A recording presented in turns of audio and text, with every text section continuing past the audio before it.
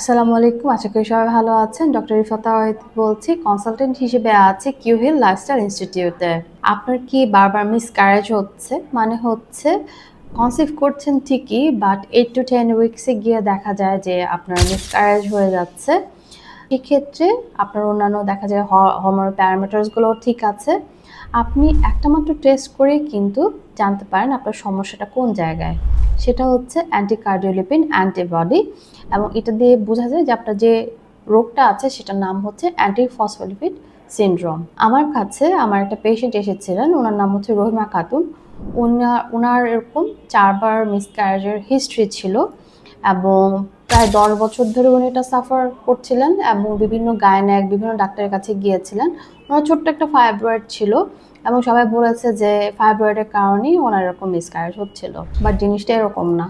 ফাইব্রয়েডের symptoms totally different, এবং এরকম ফাইব্রয়েডের জন্য রিকারেন্ট মিসক্যারেজ হয় না। সেক্ষেত্রে আমি একটা টেস্ট করতে দিই, সেটা হচ্ছে অ্যান্টিকার্ডিওলিপিন অ্যান্টিবডি, এবং এটা পজিটিভ আসে। এর মানে হচ্ছে ওনার অ্যান্টিফসফোলিপিড সিনড্রোমটা ডায়াগনোসড হয়। উনি প্রায় 10 ইয়ার্স ধরে সাফার করছিলেন, এবং উনি হচ্ছে জানতেন যে ওনার ফাইব্রয়েডের কারণে সমস্যাটা হয়েছে, বাট ওনার যে ভিতরে আরেকটা সমস্যা রয়ে গিয়েছে, বড় সমস্যা, সেটা সম্পর্কে উনি অবগত ছিলেন না। অ্যান্টিফসফোলিপিড সিনড্রোম একটা অটোইমিউন ডিজিজ, যেটাতে হচ্ছে আপনার বডি রক্ত জমাট বাঁধার প্রবণতাকে বাড়িয়ে দেয়, এবং সেটার সবচেয়ে বড় কমপ্লিকেশন হচ্ছে এরকম বারবার মিসক্যারেজ হওয়া। আর্লি ডায়াগনোসিসটা এক্ষেত্রে খুবই ইম্পর্টেন্ট। আর্লি ডায়াগনোসিস করলে এটা ট্রিটমেন্ট করাও পসিবল, এবং এখান থেকে সুস্থ হওয়া সম্ভব।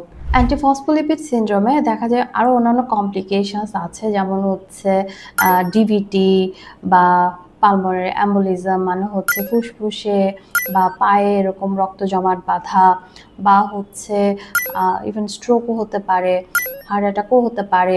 বাট সবচেয়ে কমন যে জিনিসটা কমপ্লিকেশন যেটা, সেটা হচ্ছে রিকারেন্ট মিসক্যারেজ। এই একটা লাইন দিয়ে হচ্ছে আপনি আপনার ডিজিজ ডায়াগনোসিস করতে পারবেন। এবং এক্ষেত্রে হচ্ছে একটা অটোইমিউন ডিজিজ থাকলে কিন্তু আরও 2-3টা অটোইমিউন ডিজিজ থাকতে পারে সেক্ষেত্রে, তো সেটাও আমাদের মাথায় রাখতে হবে। সো এক্ষেত্রে আমাদের এজন্য ডায়াগনোসিসটা ইম্পর্টেন্ট। আমাদের ভিডিওটা ভালো লাগলে শেয়ার করে দিবেন। আমরা অলওয়েজ চেষ্টা করি ইউনিক এই কেসগুলোকে খুব সহজভাবে আপনাদের কাছে রিপ্রেজেন্ট করার জন্য। পেজটা ফলো করে রাখবেন, যাতে এই ধরনের কেসগুলো আপনারা জানতে পারেন এবং এখান থেকে আপনারা উপকৃত হতে পারেন। ভালো থাকবেন।